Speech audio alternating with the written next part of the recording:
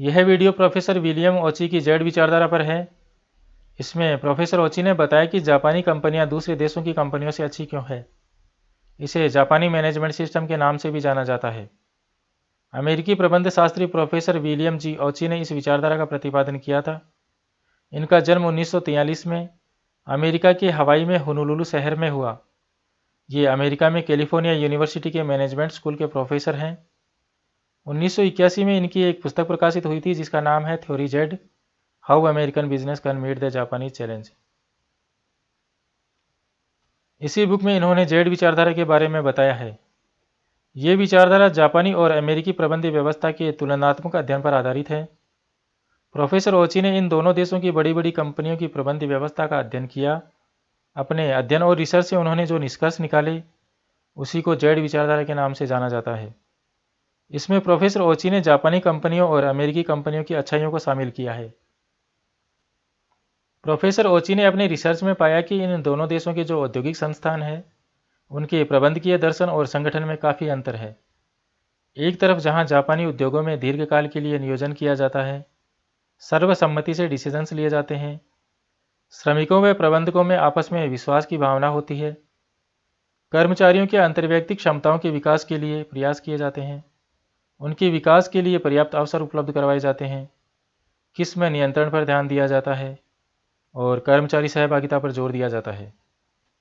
वहीं दूसरी तरफ अमेरिकी उद्योगों में प्रबंधक इन सिद्धांतों पर विशेष ध्यान नहीं देते हैं। इसी तरह एक जापानी कंपनी में किसी कार्य को करने के लिए जितने कर्मचारियों की ज़रूरत होती है उसी कार्य को करने के लिए एक सामान्य अमेरिकी कंपनी में दुगने कर्मचारियों की ज़रूरत होती है।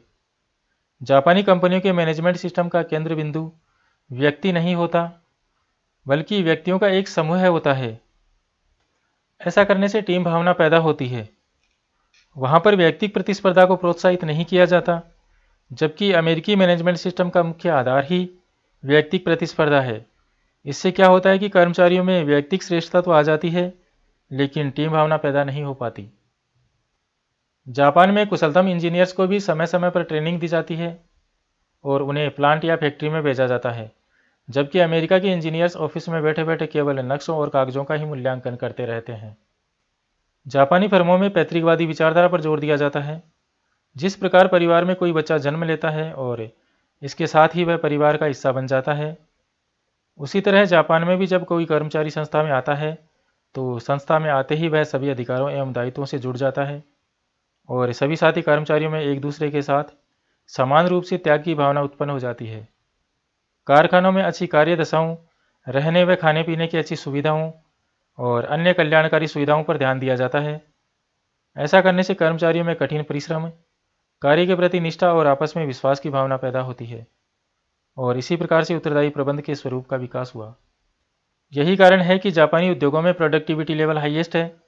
वहाँ कंपनियों की सफलता का रहस्य उनकी श्रेष्ठ प्रबंध कला है, लेकिन अमेरिका में प्रबंध कला की बजाय तकनीक पर जोर दिया जाता है।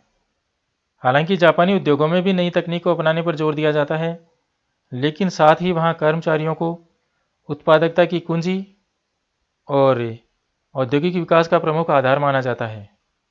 जेड विचारधारा को जापानी प्रबंध व्यवस्था के नाम से भी जाना जाता है।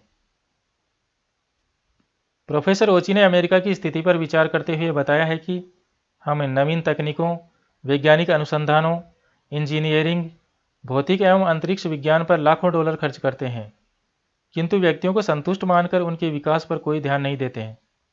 हम कार्य पर व्यस्त व्यक्तियों का प्रबंधन करने तथा उनकी समस्याओं को समझने पर बिल्कुल भी ध्यान नहीं देते हैं। प्रोफेसर ओची के इस कथन से पता चलता है कि जापानी मैनेजमेंट सिस्टम में एम्प्लॉयज़ को इम्पोर्टेंट फैक्टर माना जाता है, जबकि अमेरिका में यह मान लिया जाता है कि एम्प्लॉयज़ हर तरह से संतुष्ट है और उन पर कोई ध्यान नहीं दिया जाता। विश्वास, मर्मज्ञता और आत्मीयता, इन तीनों तत्वों को जापानी मैनेजमेंट सिस्टम का प्रमुख आधार बताया गया है और इन्हीं की वजह से यह अमेरिकी प्रबंध व्यवस्था से अच्छी व श्रेष्ठ मानी जाती है। प्रोफेसर ओची ने जापानी मैनेजमेंट सिस्टम के तत्व या विशेषताएं बताई है जो इस प्रकार से हैं: आजीवन रोजगार योजना, मंद गति से मूल्यांकन, जीवन वृत्ति पथ, मानवीयता पर बल, सामूहिक निर्णय, मानव संसाधन विकास, अनौपचारिक नियंत्रण, इन विशेषताओं को थोड़ा डिटेल में देख लेते हैं। जापानी मैनेजमेंट सिस्टम के तत्व या विशेषताएं। आजीवन रोजगार योजना। जापानी प्रबंध व्यवस्था जीवन पर्यंत रोजगार में विश्वास करती है। यही कारण है कि वहाँ की अधिकांश कंपनियों में जीवन भर रोजगार की व्यवस्था है। जापानी कंपनियों में एक बार कर्मचारी की भर्ती कर लेने के बाद सामान्यतः उसे नौकरी से निकाला नहीं जाता, वह नियुक्ति के बाद फर्म का अभिन्न हिस्सा बन जाता है। मंदी के दिनों में भी जापानी फर्मों की यह कोशिश रहती है कि कर्मचारियों की छंटनी नहीं करनी पड़े। ये कंपनियां यदि लॉस में चल रही होती है तब भी वे अपने एम्प्लॉयज़ को बनाए रखती है, उन्हें निकालती नहीं है। ऐसा करने से उनमें संगठन के प्रति अपनत्व और विश्वास की भावना पैदा होती है। परिवार का कोई सदस्य जब काम नहीं कर सकता, वह सक्षम नहीं है, फिर भी उसकी देखभाल की जाती है ना, ठीक उसी प्रकार से जापानी कंपनियां भी अपने ऐसे कर्मचारियों की पूरी देखभाल करती है जो अब किसी कारण से काम करने में सक्षम नहीं है। जापान में जब एम्प्लॉयज़ रिटायर होते हैं तभी उनको फर्म से अलग समझा जाता है। इस प्रकार जेड विचारधारा उद्योगों में सुदृढ़ अनुरक्ति, सहभागी अनुभव और सामूहिक कार्य नीति को प्रोत्साहित करती है। मंद गति से मूल्यांकन। जापानी मैनेजर यह मानते हैं कि प्रोडक्टिविटी किसी एक व्यक्ति की देन नहीं है, सब मिलकर कार्य करते हैं तब ही अच्छे रिजल्ट्स प्राप्त किए जा सकते हैं।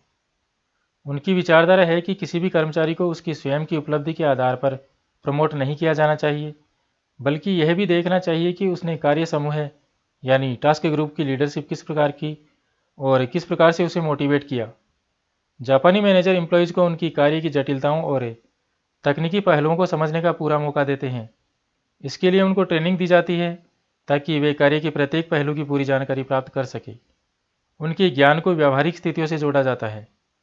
वे एम्प्लॉयज़ को वर्किंग कंडीशंस के साथ एडजस्ट होने का पूरा मौका देते हैं। जापानी कंपनियों में सामान्यतः किसी कर्मचारी को रोजगार से हटाते नहीं हैं। वे मानते हैं कि किसी भी व्यक्ति के गुणों और अवगुणों का मूल्यांकन करने के लिए 1 या 2 वर्ष की अवधि बहुत ही कम है।